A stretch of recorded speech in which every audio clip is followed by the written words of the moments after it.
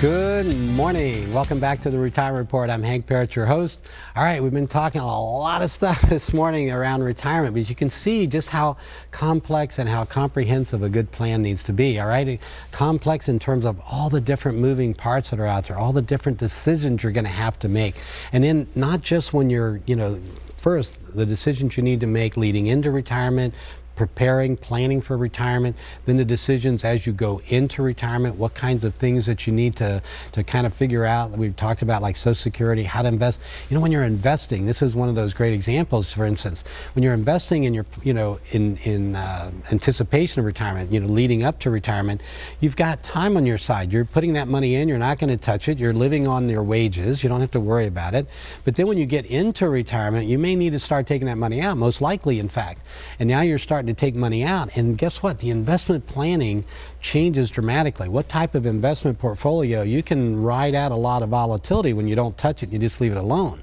But when you're taking money out, there's a thing called sequence of returns risk, and it can really burn you. It can be the difference between running out of money and making sure you never have to worry about money. And that's why asset allocation is ever more critical when you retire and you're taking income from your plans than it is when you're saving up for retirement. And this goes, remember, 70 and a half, you've got required minimum distribution. So even if you didn't need to touch it, at some point you're going to have to. So understanding how these things work. I'm going to throw it out one more time, by the way. 10 callers, first 10 callers to my office this morning, okay? Tessa's standing by to get your information. The number is 615-376-5325. So again, for the first 10 callers, we're going to give you a free retirement income analysis, a comprehensive financial plan. 615-376-5325.